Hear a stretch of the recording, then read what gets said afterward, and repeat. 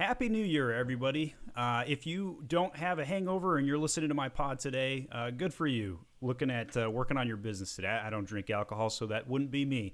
In today's podcast, I am going to talk about reviews and the power and the impact behind reviews. I'm going to be talking about a report that has come out and actually quantifies what each of those metrics and differences might do for your business.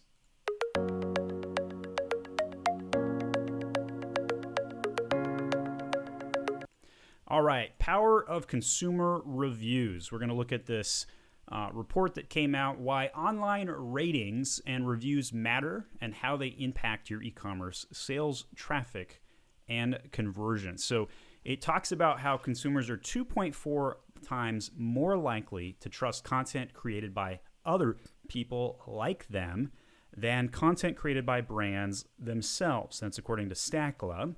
This need for authenticity is why ratings and reviews are so critically important to your e-commerce strategy, and why 97% of shoppers consult them before making a purchase online. In fact, online product reviews are 3.5 times more important to shoppers in influencing purchasing decisions than are the opinions of their own family members and friends. I don't know when the last time anybody had a positive political conversation with their family. But that's probably why they'd prefer a stranger's opinion. The influence of reviews isn't just limited to digital purchasing either. Retail Me Not found that while shopping in store, 69% of consumers prefer to look up product reviews on their smartphones instead of speaking to a store associate. Can't blame them on that one. Clearly, reviews matter, but what kind of sales impact can you expect from adding more reviews to your product pages? What's the optimal number of reviews to shoot for? How frequently should you be adding more reviews to your pages? Those are all the questions that this particular report hopes to address. So they used a daily Amazon sales and rating review data, analyzed nearly 8,000 products in the US, 2,000 in the UK, across 7 categories during an 8-month period from January to August of 2020.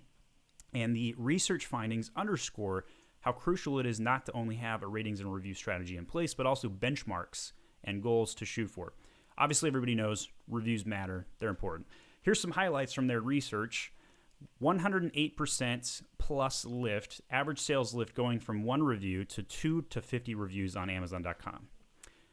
That's probably the least interesting part, but obviously it's the most obvious stat in my opinion. Obviously, if you have more than 2 reviews, then that's going to be really impactful. A 206% average sales lift increase review velocity, the average new reviews a month from 1.5% to 1 to 5% to 5 and 10% on Amazon.com. What that translates to is more frequency on your reviews has a 206% lift. 188% lift from average traffic lift when at least 1 review is added to a product page on Amazon.com. 92% average sales lift, improving your average star rating from 3.5 to 4, from 3.5 to 4 to 4.1 to 4.5 star. So I've long known that the moment you go under that 4-star rating and it goes down to 3.5 stars, that is the death of a listing. We have known that for a very long time. It's interesting to see some actual hard data on it, though. So you want to be always shooting for at least a 4.1 star rating on Amazon. Otherwise, it goes down to that 3.5 average, which can be very problematic. So 4 key findings. Get your new products reviewed as fast as you can.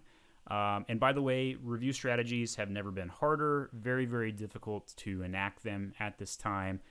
Early reviewer program and Vine, definitely 2 things to do, although they're slow, at least a month in the making. They're probably going to start charging for Vine in 2021, by the way. My prediction, probably in January, in fact. I think it's coming very soon based on the rumors I have heard. But if you get your products reviewed as fast as you can, even if it's just adding 1 review to a product, almost doubles your sales on Amazon. And going from 1 review to 50 doubles it again. So that's really, really impactful. So they have a chart here where they kind of actually give the very specifics, like what the impact is. Reviews matter more in the US than the UK, interestingly enough. Seems like another 10 to 20% factor on average. It's better to have many product reviews with fewer reviews because just getting away from 0 provides a bump in traffic and conversion, according to Keith Anderson of Profitero. Keep adding fresh reviews because recency matters. That is really, really interesting. This is probably the most interesting thing on the report, in my opinion, because it's like your freshness rating. And so people want to see recent reviews. They don't just want to see you got a lot of good reviews, because everybody could have a bunch of old fake reviews, but recent reviews seem to be more relevant and a very significant impact. So again, the stat they used here was average of going from 1 to 4.9% a month to 5 to 10% a month saw a sales rise increase of 206%. So that's the percentages of reviews that you have. If at least 5% of them are new, that's going to double your sales. So that's a significant stat right there. Use reviews to drive traffic to your product pages. You may think that increasing the number of product reviews aids conversion by helping justify a purchase being considered. While that is true, reviews have a bigger impact on making your products more clickable and driving more traffic to the product page. So I have a lot of coaching sessions where we look at competitor listings and they're like, man, how can I compete with this guy that's got 1,000 reviews and I got 50? And that's a tough conversation typically. The good news is that new products launch all the time and they are quite successful on Amazon. So it is possible to dethrone these guys. But when there's a quantity of reviews, why should somebody spend money on your item at the same cost when they can buy somebody else's that has a lot more social proof? It's a hard thing to win.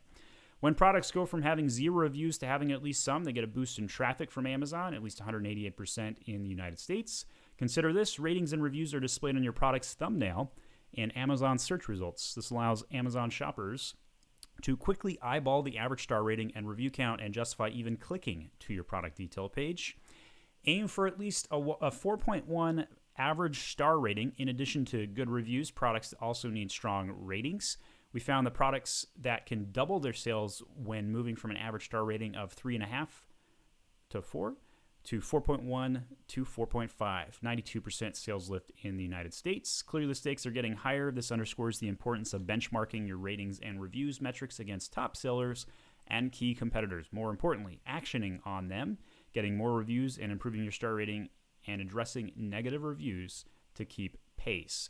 So your ratings and review playbook, how to action this research, how to effectively do it. So number 1, they say perform regular health checks on priority products. So put some benchmarks in place, routinely measure it. 2, generate fresh quality reviews on a routine basis. When launching a new product, get at least 1 review immediately, authentic. Get to 50 as quickly as you can, and then get your review count up and keep it fresh on a consistent basis. 3, monitor for and respond to negative reviews. Prioritize monitoring bad reviews and set up alerts and notifications. There's tools that do that. Profitero, which I have not used, is one of them, but they put out the research, so I'm giving them a plug. Notify your customer service team to respond quickly. Create some SOPs and distinguish between bad reviews to a product versus a feature and service level issue that you might want to address. And number 4, invest in sentiment analysis, building a word cloud based on your product reviews to gain a better understanding of review sentiment, which I've never done this, by the way. Helium 10 has a really cool word cloud on keywords, but I've never done a word cloud on review sentiment. That's actually pretty cool. I might want to check that one out because if you could do a word sentiment on your competitors' listings, that might be a quick way to figure out what to fix to go to market with your new item. Sentiment analysis can be used to inspire overall messaging, market programs, and a host of sentiment AI experts out there. They mention AlterX, BrandWatch, provide in-depth sentiment analysis services. So as I scroll through the rest of the report, how Amazon sales are distributed by average star rating. So almost, it looks like 72, 74% are in the 4.6 to 5-star rating. So that basically rounds up to 5 stars. Then we see somewhere around 22% in the 4.5-star category. And then eyeballing this, less than 4% under 4 stars. And then a couple of percentage points on the 0 reviews, interestingly enough. So they give an example of a ratings benchmark scorecard. So retailer A, B, and C. And then they give the average star ratings at 4.6 for retailer A, 4.8 for retailer B, and 4.6 for retailer C. The average review counts are right around the 30s to 40s percentage with products with a 0 review. And they basically go through the competitor 1 and 2 and kind of scorecard how that could look how you might want to analyze that and whatnot. All right, so we all know reviews are important, and we know that generating them is difficult. So you need sales to get sales. That's why you got to grow your Amazon sales, and that's why you should check out My Amazon Guy. Go to myamazonguy.com. If you have a need to grow your sales, fill out our interested in PPC, SEO design, or catalog management. Let us know what you're interested in. Or if you have a problem you need to solve that's preventing your sales growth, list that out. We've got coaching available to solve problems. We have full service management available to grow your sales. My name is Stephen Pope. I'm the founder of My Amazon Guy. Please leave a comment on my videos. I read every single one of them. If you've got a question on how to do something, leave it in the comment section. It also helps me get more viewers if you leave a comment, so you're helping me out. And let us know what you think about reviews, what your challenges are, and what you're doing about it, and where your strategies are. Thanks so much for watching.